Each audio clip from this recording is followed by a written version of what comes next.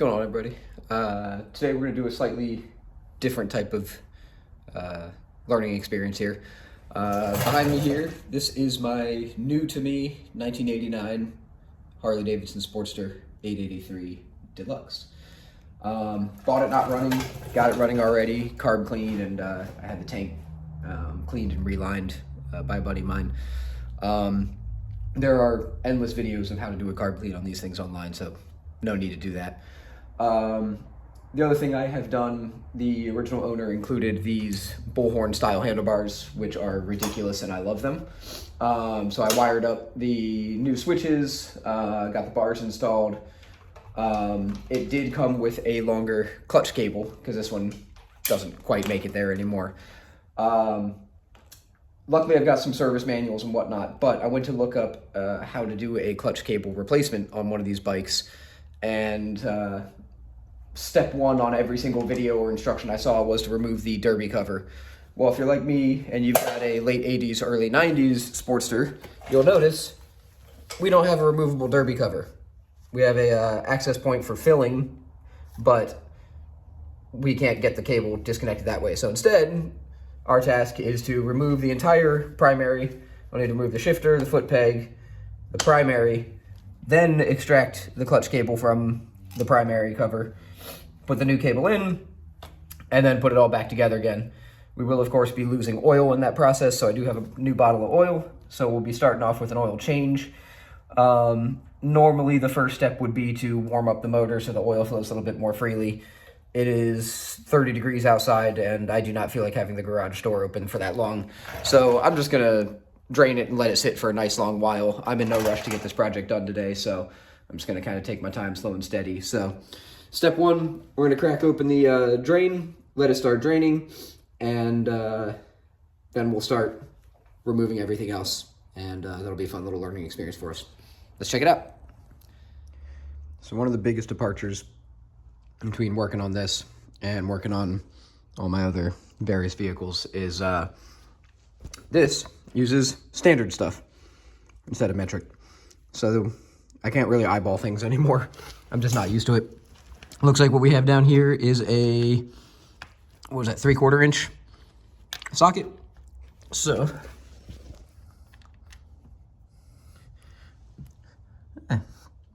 not too dirty looking, so that's nice. Got a magnetic drain plug that is a little bit. I don't think that's enough to worry about. So we'll let that drain for a nice long while. I do believe I'd read online that pulling some of these, this is the, I think down here is the one for checking the level. Looks like somebody put a Phillips in there at one point. We're gonna pop this one out of the way just so we got a little bit better flow. All right, inspection plug is out. I guess there might be a special tool for that, but it does also just fit directly onto the socket. Not my favorite design in the world. I might look into replacements of these. But again, one of the pains with this era is that the later models, it's 2 screws here that hold this in, and then you have a whole derby cover with however many screws that hold that in. Well, we don't have that on this generation. But anyways, moving forward, we're gonna go ahead and pull the foot peg.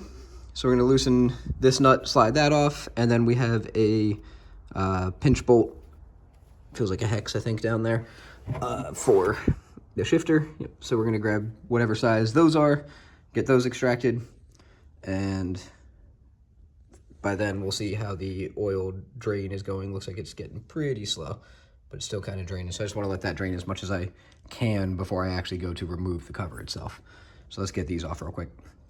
We got a 3/4 inch for the foot peg. We'll go ahead and pop that off first. Actually, no, I think I'll go for the shifter first so that it's not in the way. That appears to be a 7/16. That seems to fit on there nicely. Well, maybe it will be easier if we pull the foot peg first, so let's just give that a try. Let's see if that wants to fight me.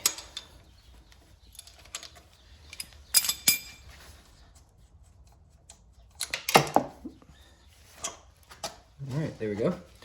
Foot peg's got a little locating pin, so you know you've always got it back at the right angle, so that's nice. Just a hole on that side there that coincides with it. Set those aside. And yep.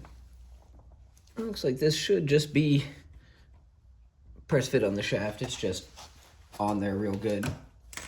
It's nice to be able to get that little extra bit of visibility there just to make sure, but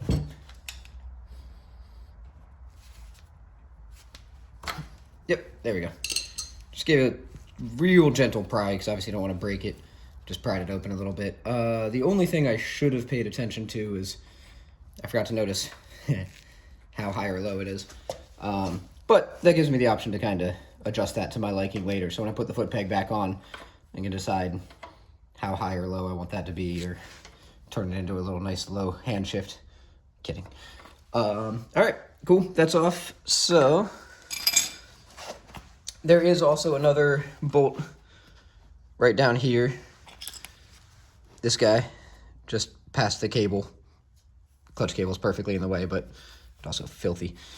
That's what happens when this thing sat for years. So there's a bolt right here that is for the chain adjuster.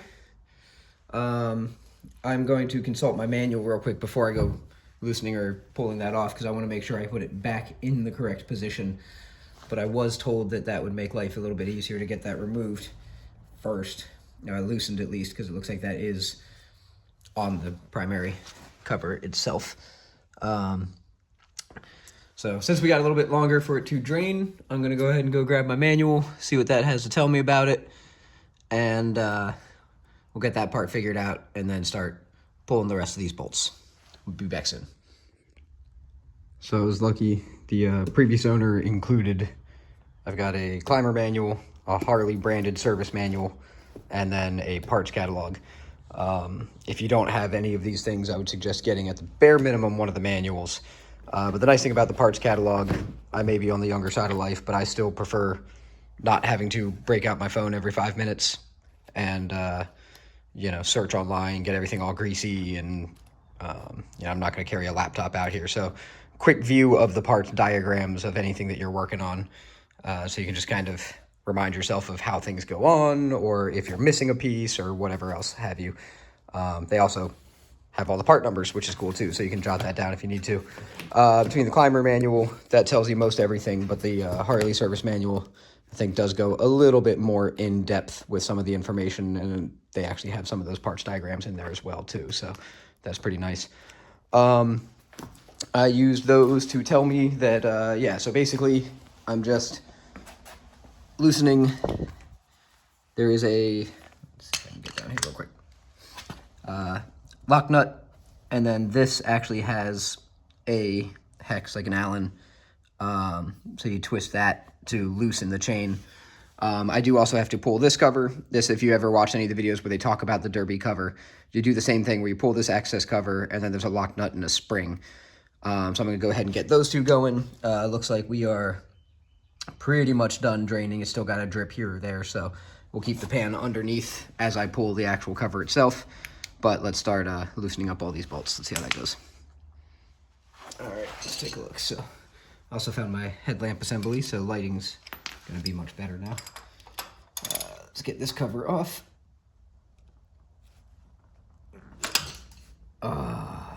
Man, what a shitty design. All right. I should have braced myself a little bit better. Let's see if I can get that extracted still. Lord, I hope I can. Or did I butcher it too much? Yep. Well, that sucks. I have to figure out how to extract that. So with this not being totally flat, I've got a domed edge on there.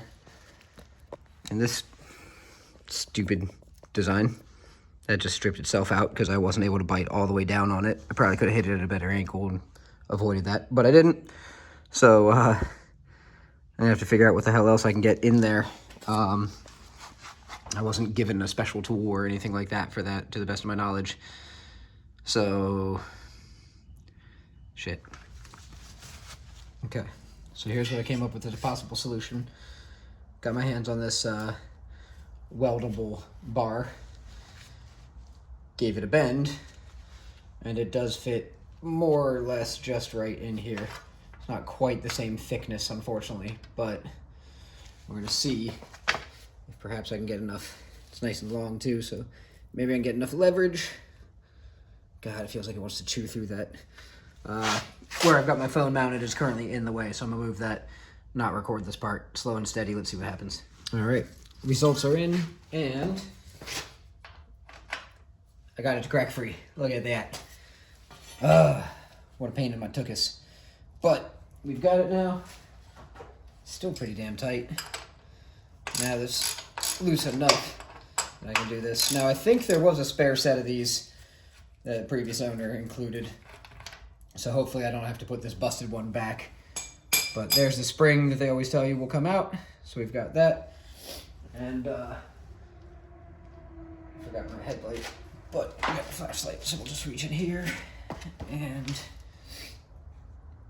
let's see if I remember what they say about that. Oh, that just slides right out.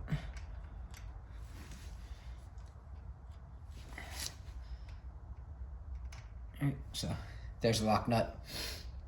And that comes out, and I think that's it for now. I'm gonna double check, consult the manual, make sure I don't miss a step, mess things up. But I think next we'll be able to move on to loosening the tensioner and getting that primary cover off. So, cool. First try. Guess that right. I'm gonna loosen that first. Loosen the lock nut. All right. So, next two steps, we got this. This is a 5/32. To just kind of loosen the chain slack. I don't know by how much. Doesn't really give you much of an idea, so I'm gonna just give it a couple of turns. Hope for the best. We'll see how that treats us. So I got that. All right, that's pretty loose. Need a flathead, which I probably didn't leave near me. Oh, here we go. There's a threaded piece just inside of here. Here, I'll show you real quick. So we're just twisting this. This actually goes opposite. We're going righty-loosey all the way to take that. You can see that hex nut backing off.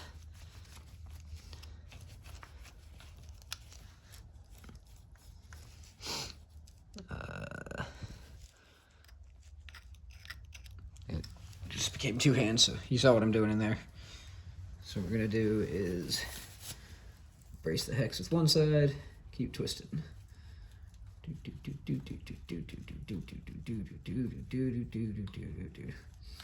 So if I understand this correctly, and we'll find out for sure in a minute, I believe that this hex piece that I'm taking off right now is actually what holds the, I don't know what you call it, the pivoting mechanism that the cable actually connects to. So had I not removed this, I think we would have struggled to be able to take the whole cover off. So now that piece can come off with the primary. We can disconnect the cable from it, put the new cable on. We got one more nut right here, which is bigger than a 1/2 inch. So we're gonna go with, what's bigger than 1/2 inch? 5/8. Nope, that was too big. I think my toolbox is out of order. 9/16, there we go. So let's just go ahead and start loosening some of these. Break them free first. So these are all 3/16. Probably gonna skip parts of this. Nobody needs to watch me just doing this over and over again. I realize, obviously part of this is disconnecting the clutch cable from the master cylinder, or from the clutch perch. I have already done that.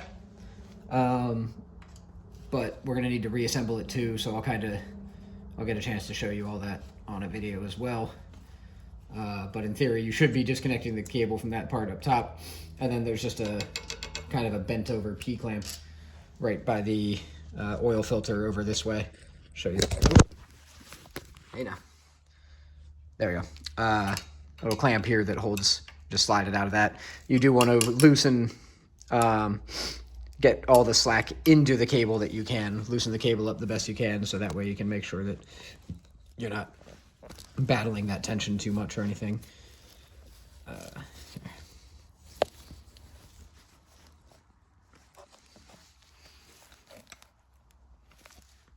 Good enough. You get the point.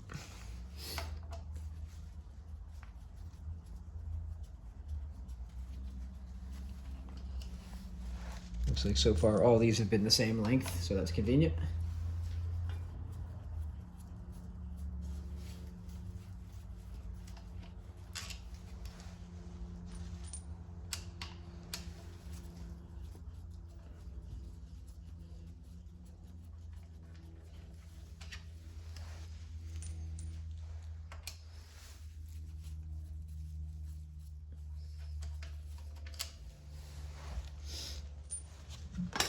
Okay, so this should be removable now, in theory. Grab a mallet, give it a couple taps. All right, a couple of good whacks of the mallet. Finally got that to break free. So now,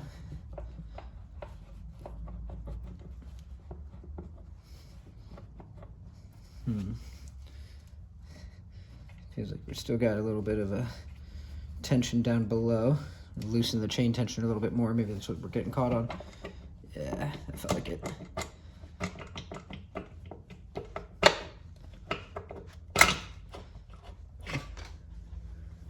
All right, cool. So, next what we're gonna wanna do, just kind of review some things for a second here. Looks like we got a washer right there. Want to make sure we don't lose that. So be careful with that. We got a spring, so we got to make sure that that fits back in place when we get there. Looks like there's at least one dowel. Want to make sure we don't lose that. And there's our adjuster. Well, there's the screw for the adjuster. There's the actual, I guess, adjuster itself. Here is my clutch and other things. Nito torpedo. So, I believe they said that there's a seal in here that we're supposed to be replacing. And it looks like I do see another washer as well. So I'm gonna go move this over to the workbench. So I've got some better view, better room to work. We'll take inventory of everything. We'll be able to clean things out while I'm there too. And then we'll get the clutch cable pulled, get the new one in, clear off all the gasket material. And that part's probably gonna be a bit of a pain. I hate cleaning gasket material, especially when it's all old and stuck like that. But we'll work on all that and then start putting it back together. All right, so you're upside down from me right now, but next step is to remove these 3 screws and lift this assembly up. Now there are ball bearings in between 2 of these guys here, so you want to be real careful to just hold that together. But once that's out in your hand, you can disconnect the clutch cable from the mechanism, and then you can unthread it from down here. After that, I've got, like I mentioned earlier, the lovely task of cleaning all this gasket material. You just real slow, steady with a razor blade, carefully just scrape and peel and scrape and peel. I hate that task. I'm not going to film that task. So we'll just go through the other part of it together. Gonna take a good opportunity to clean this out while I'm in here too, because that is it's dirty.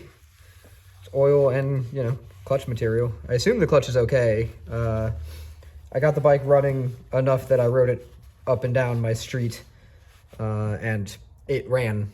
So that's all I can really say about that. So, you know, we'll find out officially once I get all this back together, but you can already tell how much of a difference that's making just getting this cleaned up. So we don't need to watch all that. I'll get the cleaning, but let's take a look at this part together. Now it's hard to see, but there are little metal tabs that look like they are designed to prevent this from coming loose on its own. So first things first, I'm gonna grab my flathead. Not sure about that. They don't seem to want to bend. Might just be being too light on them, but I don't want to risk doing the wrong thing and breaking things. So let's see. All right, well that actually came off without doing anything there. This, yeah, I mean, okay. They come out well enough without bending those tabs.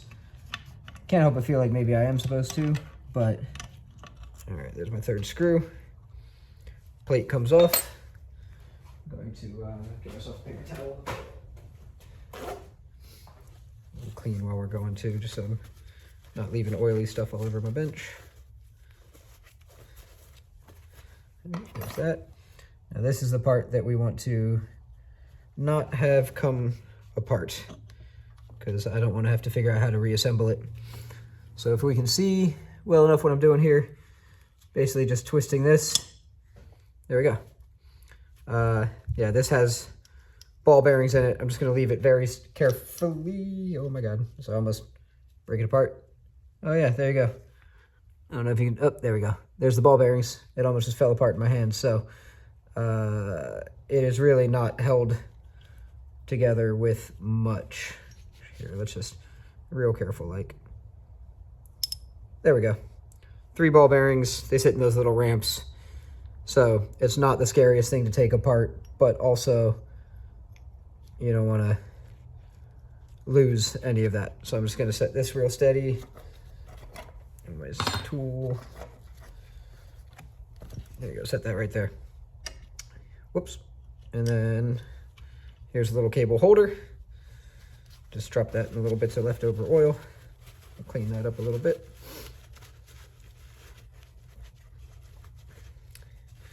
All right, so now that's off. Next up is getting to this side. There's a nut right there, which I'm gonna say 1/2 inch maybe? Was he right? Oh no, I was not. Let's say 9/16. How about that one? There it is.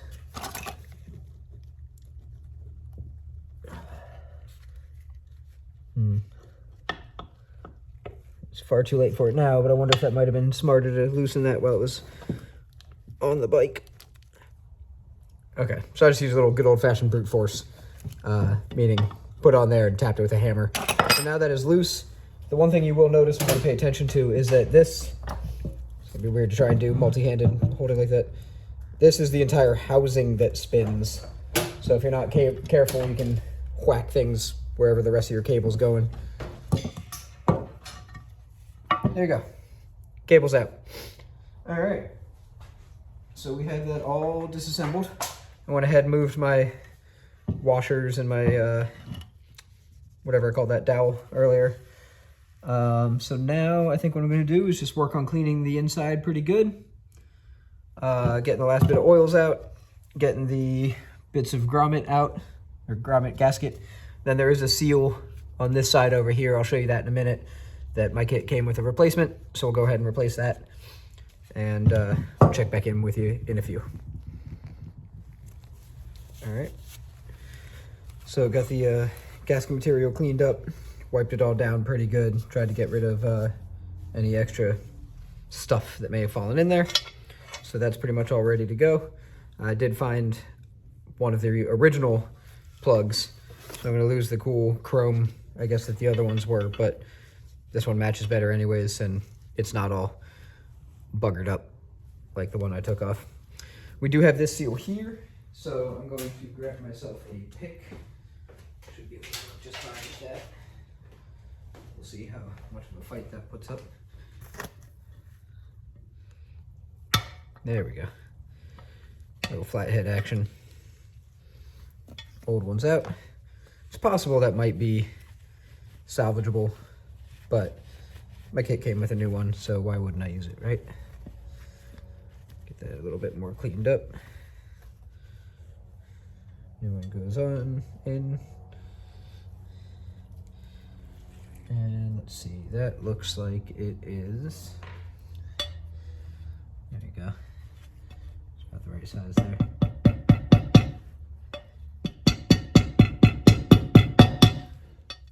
Cool. That's that. Now there was, if you remember correctly, I'd pulled out a couple of O-rings and, or not O-rings, but washers and dowels. So there was one dowel that was already there. We pulled this one from over here, and there is actually one up front as well. I've got that backwards. That one's on the bike still. That one's this one right here. So we're gonna just make sure that those all make it back in again. Those two are already on the motorcycle. We have this O-ring, or sorry, washer. which I think this washer and this washer both go there and there. That was a threaded stud. And then that is for the shifter. So I'm just gonna go ahead and slide those onto the bike, onto their respective spots. Here is my new clutch cable. It's a good bit longer, as we wanted. So I'm gonna get that fed into here. I thread it in first. And again, that's the housing, the cable housing that actually spins in this case. So you gotta be kind of careful not to mess that up too much or break any of this. It's all designed to be sealed off. Let's get that snug. I doubt this has a torque spec. It was pretty damn tight when I went to take it off. I don't think it needs to be quite that tight, but we're just gonna make sure it feels good and snug. We don't want any leaks there, but we also don't want to risk stripping anything, threading anything. All right, so we got our cool little Ninja Star guy that, again, the hex side with the slots goes to face outside. Oh, almost forgot, we need this guy too. So this piece latches onto the cable as such. See if I can get my hands out of the way. Just slides onto the little knurled end, nubbed end. Slide that on. Swing it over here. Rest that in place. All right. Got the little triangle set up in the right spot. I'm gonna get our little lock ring. Put that back on. And thread in our screws. Okay, so we have our washers 1 and 2. We have our dowels 1, 2, and 3. And then we have our new gasket in place as well. Just kind of rested up on the dowels right now. Holding that up. We have our cable decently slacked. We have our chain adjuster nice and loose. So the big thing right now is fitting the shift shaft and also this spring here. Those are kind of the two things that you're gonna have to pay the most attention to when you first start to line this up. So we'll kind of start off with the foot peg and the shift shaft, getting those in place. Oh, there goes my seal. We'll put that back on in a second. And so I'm kind of just pushing up on this spring at the same time as I'm finagling the cover into place. There we go. Got it on the spring. Got it through all those. We're gonna push our seal back into place. All right. I don't have full confidence that that's gonna stay sealed forever, but I will. We'll find out the hard way. Won't be the worst thing to have to try and replace later. All right. So they say, I think it was 80 to 110 inch-pounds for these. So I set them at about 100.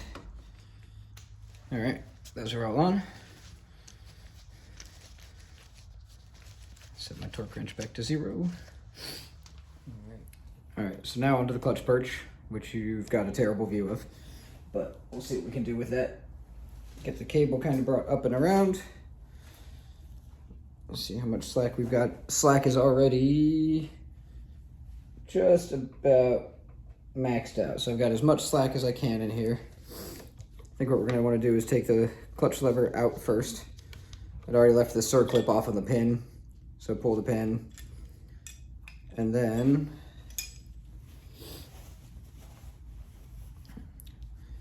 take our bushing, feed it through. So there's a plastic bushing that goes into the lever. All right. Take 2. So we got the plastic piece in there, barrel. And we're gonna, don't really know exactly how I'm supposed to get this all back in. So we're gonna try feeding it through like that and see if we got room. We do. Switch up and over that way, down into place. Everything seems like it's lined up, so we're gonna put our pin back through, and there we go. Now right now there is no clutch pressure, no clutch tension, what have you at all. That's okay. Let me grab my circlip. I'm gonna put the circlip in there and then we'll adjust the clutch itself. All right, clutch cable's on and adjusted. You're just looking for a 1/16 of an inch of free play up at the lever. Using, we get this piece in. Sorry, I did a couple things behind the scenes. So that lock nut that we have, basically you tighten it down. You don't want to like snug it, but just until you feel resistance, and then back it off a 1/4 inch. And then once that's adjusted, you tighten, you put this all back together, snap that up. Then you adjust your free play down here. So now I gotta just put my lock nut down. I'll snug that up in a minute. But you're looking for about a 1/16 of an inch of free play. That feels right to me. It seems to measure right, but the test ride will tell me for sure. So I'll snug this up and put my rubber cover back on. I have all of my primary cover bolts torqued down. Everything's good there. This is snug. Foot peg's on for right now. I'm gonna go ahead and do the oil before I bother putting the shifter back on, just because I've got that room. So you pull this little access plug and you basically just start filling oil until it starts to come out of that access plug. So let me open up my bottle of juice. Get my funnel in.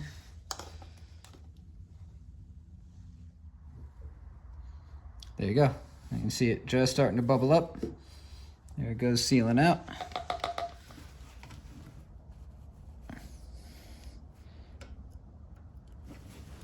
Send her on home. Whoops. Snug up there. Ah, shit. Knew it was gonna drip on my foot peg. Good and tight there. Clean the oil off the foot peg. Nobody needs a slippery foot peg. All right. Can put our inspection plug back on. We are not gonna use that one anymore because I buggered that one up real good. And this is where I gotta remember kind of where I want the shifter to be. I feel like probably there-ish, maybe even a little bit higher. Not gonna be too high. Just throw a leg over real quick.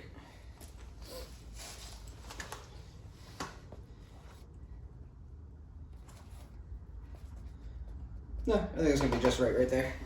That feels good. So we'll snug that up. I'm gonna find my inspection plug. We're gonna snug that up. And then we should be done with that side of things. Then I just gotta bleed the brakes and hopefully we're gonna go for a test ride. See what happens next.